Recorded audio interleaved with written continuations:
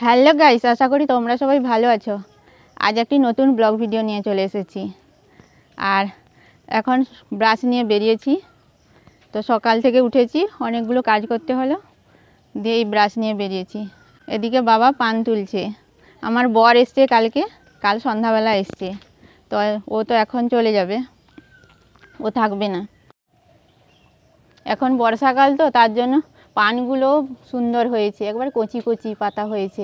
বাড়িতে সবাই পান খায় না, শুধু বাবা পান খায়। পান পাতাগুলো খুব সুন্দর হয়েছে, একবার কচি কচি হয়েছে। বর্ষাকালের জন্য পানগুলো দেখার শোর জন্য লাগিয়ে রাখা হয়েছে, তা বাদে বাবা টুকটাক খায়।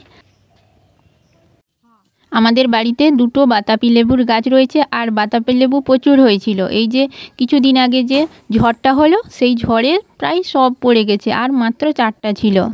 আমার বর খেতে ভালোবাসে, তার জন্য বাতাবি লেবুগুলো পেড়ে দেওয়া হচ্ছে। আমার তো বেশি খেতেও পারি না, এবছর তো একটাও খাইনি। বেশি টক খাই না, খেতে তো ইচ্ছে করে, তবুও খাই না। পেটে সহ্য করতেও কষ্ট হয়, দিয়ে গ্যাস হয়ে যায়, তার জন্য আমি বেশি খাই না, টুকটাক খাই।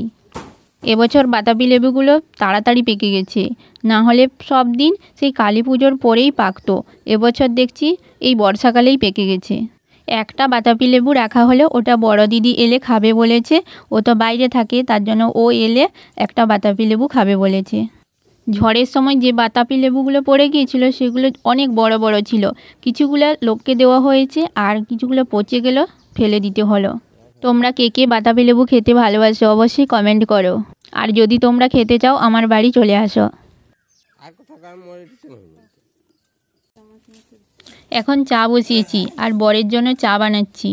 আমি চা খাই না, আমারও চায়ের এত নেশা নেই। আমি বিয়ের আগে কোনোদিন চাই করিনি, আর বাড়িতে কেউ এলে বাবাই চা করে দেয়। বাকি সব কিছু রান্না করতে জানি, কিন্তু আমার চা করার অভ্যাস নেই। আর কিছুদিন এখানে থাকবো, তারপর আবার বরের ঘর যেতে হবে। তো দুর্গাপূজার আগে আবার আমাকে ফিরে আসতে হবে, কারণ এখানে কাজের চাপ প্রচুর থাকে, তার জন্য দুর্গাপূজার আগে আমাকে পালিয়ে আসতে হবে।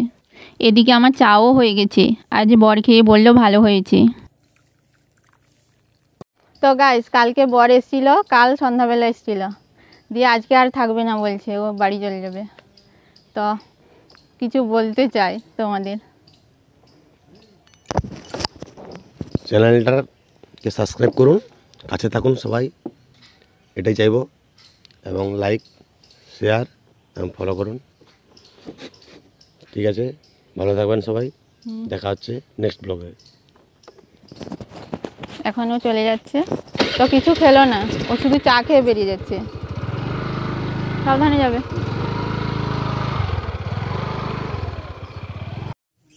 এখন 9:30 বাজতে যায়, আর ভাই টিউশন থেকে ফিরে এলো। টিউশন পড়াতে যায় প্রত্যেক দিন সকালে। ও যেখানে টিউশন পড়াতে যায়, ওর কাছেই একটা দোকান রয়েছে, চপ দোকান। ওখানকার চপ খুব টেস্ট, তার জন্য ও ওখান থেকেই চপটা নিয়ে আসে। তার জন্য এতক্ষণ অপেক্ষা করছিলাম। এখনও পর্যন্ত আমার খাওয়া হয়নি। এই চপ আনলো, এখন আমি মুড়ি খেতে বসবো। আর আমি মুড়িও নিয়ে চলে এসেছি, এখন আমাকে সকালে টিফিন করে নিতে হচ্ছে। তো গাইস, সারাদিনে আর কোনো ভিডিও বানাতে পারলাম না, কারণ শরীরটাও ভালো ছিল না। শরীরটা একটু অসুস্থ লাগছিল, তার জন্য আমি আর কোনো ব্লগ ভিডিও বানাইনি। সেই সকালে করেছিলাম, আর কোনো ভিডিও বানাতে পারলাম না, কারণ শরীর না ভালো থাকলে কোনো ভিডিও বানানো ইচ্ছেও করে না। তখন সব কিছু মানে এখান থেকেই সৃষ্টি, এখানে যদি ভালো থাকে তবে গিয়ে সব কিছু। তো গ্যাস হয়ে গেছিলো, তার জন্য আমি শুয়েছিলাম।